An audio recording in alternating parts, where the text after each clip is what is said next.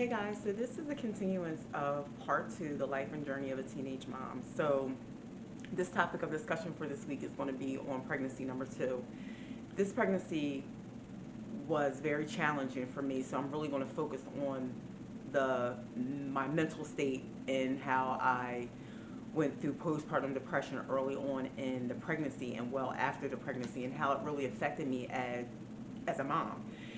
So when I told you back in part one of how there was this dark moment in this course of being this teenage mom, this was that dark moment for me. I'd never ever experienced postpartum depression before, and being 16 years old and going through this emotion was very very stressful. Probably not just on me, but for my family as well. When I did my research on this topic, I found that teenage girls between the age of 16 and 19 have a high chance of postpartum depression, PTSD, and suicidal tendencies compared to a woman over the age of 25. So this is really serious, and I felt like this is something that we really should discuss because this is happening, and I know some of you girls have experienced it or are going through this, and if you without the support system, you would definitely are going to make some really poor choices. So here I am. It's about a year since I had my daughter, and I'm still on my grind. I'm still going to school, still working, and raising my daughter. At this point, I'm in this relationship with her father. It's pretty much an off and on relationship. Him and I, he was pretty much really still in his teenage years, and he was living his teenage years, and here I am still in school, raising my daughter, working, and wanting to have this relationship, but he's just doing him. And pretty much through the course of this relationship that we were having, it was a lot of cheating going on. So he was just being him. He loved women, and I just wasn't enough for him. And I was young, so I'm sure he probably was experienced older women at this point, and I'm still this little girl. But through this course in time, through our ups and downs, we definitely had our off moments, and sometimes our off moments consist of maybe a year to 2 years, three. It just depends.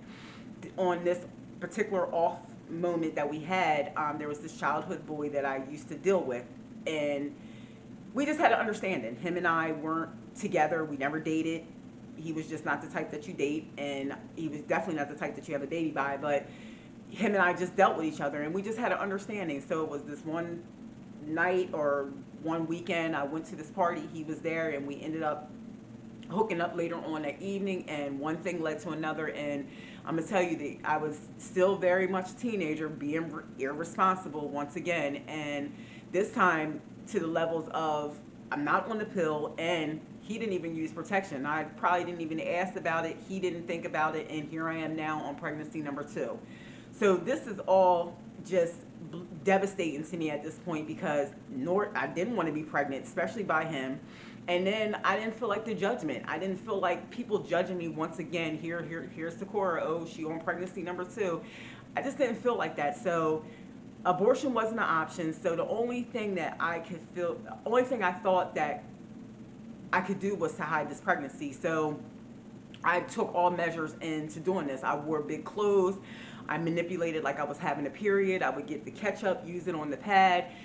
Anything that I would need to do, because I'm living at my grandmom's at this point, and she's very observant. So I had to pretty much stage this scene as if I wasn't pretty much having a child. So here I am doing all this, and I was able to pull this off for about 8.5 months at this point. And the only reason why I didn't go obviously the whole duration is because I ended up getting sick, and I think I ended up going into premature labor. I wasn't going to the doctors on a regular basis, and I didn't have prenatal vitamins, none of that. I didn't have anything to support this pregnancy because in my mindset the pregnancy didn't exist. So my grandma ends up calling my mom, letting her know like, hey, Takura's been sick, something's going on with her, you need to come. My mom ends up taking me to the doctors, and the doctors are in there asking me. I knew what was going on, but I didn't know what was going on because pretty much I was checked out of this whole pregnancy. And yes, the visual part of it was there, but mentally it wasn't. And I was wearing the big clothes, so it was easy for me to even manipulate my own self out of what was going on. So when they're in here asking me these questions, I'm getting an attitude. I'm getting upset because you keep asking me, am I pregnant? You keep asking me about a baby that doesn't exist. And I was frustrated. So this was a concern for the doctors, and he's talking to my mom and asking my mom, did I know about the pregnancy? My mom's like, no. She's talking to me like, Takor, like, you know, like, you're really pregnant and you are not acknowledging. And I'm like, this, because it doesn't exist. It doesn't exist. So I didn't even have a chance to even go to the doctors because, or get a checkup, because within that, I'm gonna say within a week later, I end up going into labor. So that the appointment that I had set up to see what was going on with the baby, to see exactly where I was, I end up going into labor. So now here we are, and I'm in labor, and this labor is completely, it's bad at this point. And probably because I waited so long, I didn't have the proper care. So, and that was on my part. That was really, really on the ignorance of being this teenage little girl. So I'm in here, I'm pushing, this baby's not coming out. And the doctors are like wondering, and it seemed like it's been hours that I'm doing this. And here to come to find out, the umbilical cord was wrapped around her neck and her feet. So all this time I'm pushing, I'm choking her. So, and on top of that, I was hemorrhaging. So at this point, they had to rush me in to have a emergency cesarean. So I'm in there, I'm just laying there without no type of feeling. I'm pretty much checked out. I've been checked out since day one, from the time I could probably conceived till this point. So I'm just going through the emotions at this point. My mom is in there with me, and I remember they finally getting the baby out, and the umbilical cord was wrapped around her neck and her feet. I did see that. I never saw her face, but because she was turned to me, but I did see that the umbilical cord, you know, and she wasn't breathing, so they had to resuscitate her and to get her breathing. It was just a whole lot going on at this time, and I remember them trying to bring her to me, and I turned my head like, no, I don't want no parts of this. Like, this didn't exist to me. I was checked out. No baby existed to me at this point in time. So my mom, my stepdad, and my daughter's father had to figure out how they were going to do things, because I had to come home. And so me and my daughter's father decided that my daughter would go to his mom and stay there for a couple days out of the week and on the weekends until I can get myself together, which I thought was the best thing, because where I was, I wasn't going to be any good to anybody. I wasn't even good to myself, because the majority of the time I was pretty much numb, and I was checked completely out. Like, even in my own mind, days I would just sit and just stare at the wall and just not be in any type of, no emotion, no anything. So it was really bad at this stage. So during this time, you know, they're monitoring me. My stepdad, they're on shifts, I guess you could say. And during the day, my stepdad and my mom had the baby. At night, my daughter's father had the baby. So they were working around the clock, and at the same time trying to ensure that I was good too. So anytime that they were in a room, I wouldn't be in that room when they had the baby, and vice versa, because it didn't exist to me. To me, in my mindset, this was their baby. This was my mom and my stepdad. That was their child. I didn't have this child. So it's probably been about 6 months at this point, and I'm coming out. I'm actually coming out of it, and I remember sitting downstairs, and my mom needed to go to the store, so she was like, I'm gonna run out real quick. I was doing my homework, and I said, well, Mom, I said, no, don't leave this baby here. Like, you know, she was like, Takora, you're doing really good, or what, and I think you'll be fine, and plus I won't be that long. And I'm like, Mom, I don't really feel comfortable. And she was like, it'll be fine, I'll be back. It had to be like 20 minutes, and the baby woke up, and my mom, I ran to the door. She was already gone, and I'm like, oh my gosh, like, what am I supposed to do? So I couldn't just leave the baby up there crying.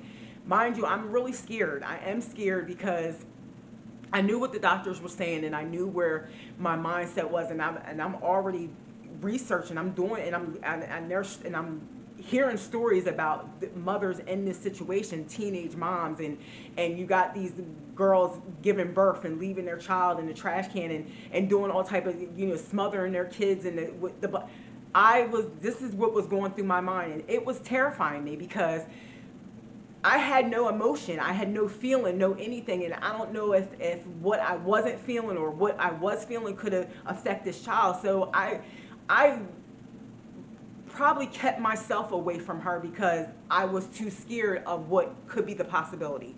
So I go upstairs and I'm just like, like, oh gosh, please just stop crying, because I'm really scared at this point and I don't want to harm this baby. And I don't know this baby. I don't know what this is at this point. So I ended up picking her up and I kind of was shaking her up and down, like to calm her down, but she wasn't calming down. And I'm just like, little girl, please, like, I don't really know what I'm doing. And I have no feeling towards this child. I have nothing towards this baby. This baby was just here, and it was not part of me. And that's just what I was feeling. So at this point, she still wasn't calming down, so I decided to try to put her over my shoulder. And as I was going to put her over my shoulder, I don't know, her hair, something just brushed up against my cheek. And when I tell you guys, that maternal instinct and everything about being a mom came rushing to me like a flood. And when the doctors, said that it would be that contact or that smell or something that was going to trigger that maternal instinct,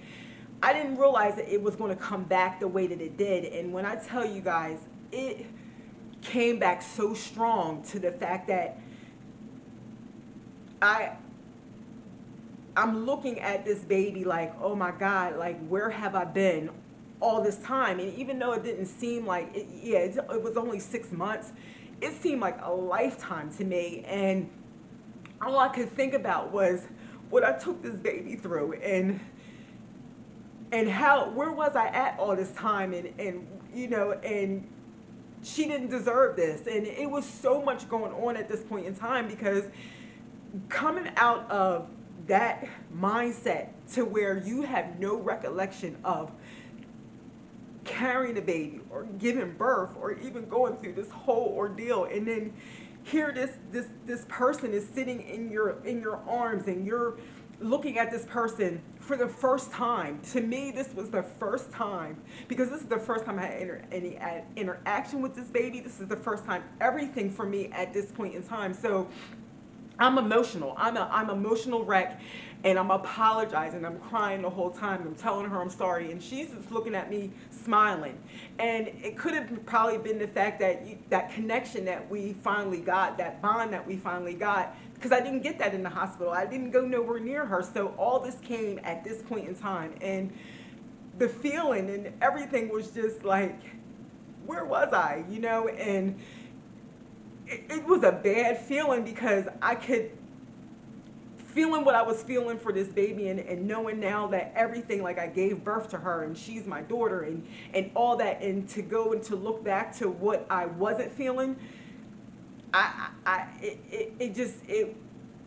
I could do was just cry. All I could do was just cry. I was an emotional wreck, and I just remember getting her dressed and all these emotions. Like, I took on almost like pretty much I just had this baby right then and there. And when I tell you, the motherly instincts of everything that I needed to do for her to calm her down just came back. And I'm downstairs with her, and I couldn't let her go. I just could not let her go, because it felt like so much time was wasted, so much time was gone. And I'm just sitting there, and I'm like holding her, and I'm caressing her, and I'm telling her I'm sorry, and I know she's not understanding, but I understood. Like, I knew what was going on, and to be this mom, to be checked out all this time, and this baby did not deserve this. It was really taking effect on me. And my mom comes rushing in, and I know my mom was concerned at this point, because she was going for a long period of time, and they knew my mindset. So she comes in like, is everything okay? Like, what are you doing with the baby? And I'm like,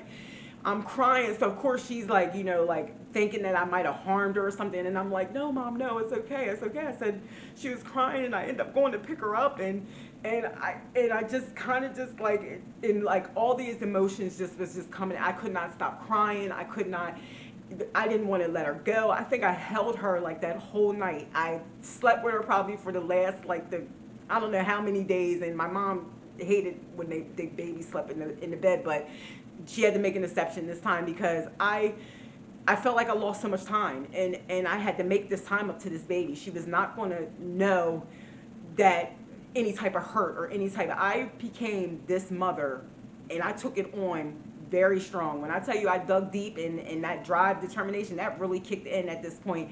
My daughters became my world at this point, and because of this situation and being faced with this, I did, this is what I had to do. And I just want to say, before you're so quick to judge a mom or a teenage mother on her decisions of what she does when she's faced in this situation, when she decides that she has to hide her pregnancy or whatever happens and is going on, and she makes a poor choice, think about what she's going through before you cast her out and be like, oh, I can't believe she killed her baby, or I can't believe she drowned her baby, or I can't believe that she left this baby, gave birth and left this baby in the trash can. Let's think about that mom's mindset and where she was at that point in time. Because if I didn't have the support system that I had, if it wasn't for my mom, if it wasn't for my stepdad and my daughter's father, I would be that girl who left that child and gave birth, because I hid my pregnancy 8.5 months and I gave birth and I left this child in the trash can or wherever have you. That definitely would have been me, because there was no support system. I had nobody to be there to help me, to guide me through this course. Not only did I deal with the postpartum depression early on in the pregnancy, but well into after having this baby. Could you imagine if I didn't have that support system? It would have totally went left for me. I know it would have. So before you're so quick to judge these teenage girls on the choices that they make, think about these little girls, because they are little girls and their minds are not capable of handling such a huge responsibility. And this is why they end up making poor choices. So I feel for you moms who have experienced this, who your outcome did not come out like mine. I feel for you, because my outcome could have been yours. And if I didn't have that support system, it would have been the same. I would have been that statistic. So I want to start this topic of discussion for you to comment, to talk about. This is a real serious topic, and these teenage girls are facing this every single day, and you're hearing these stories about them throwing their kids in the trash can and giving birth and just leave. This is serious, and the reason why is because they have no support system. I want you guys to comment. I want you to reach out. If you need that support system, I'll be your support system, because I know what it is to go through this. I know what it is to be this mom and to be in this mindset and not know what to do. So please subscribe to my channel. Let's talk about this. This is something that really needs to be talked about, and so these girls can have this support that they need, and knowing that they're not left out here by themselves, and that you can overcome this. I am here to show you that it can be possible. It can, but it definitely takes the support. You definitely have to have a support system when you're a teenage mom. You cannot, your mindset is just not equipped to handle all that. So please subscribe to my channel. I'd love to hear from you.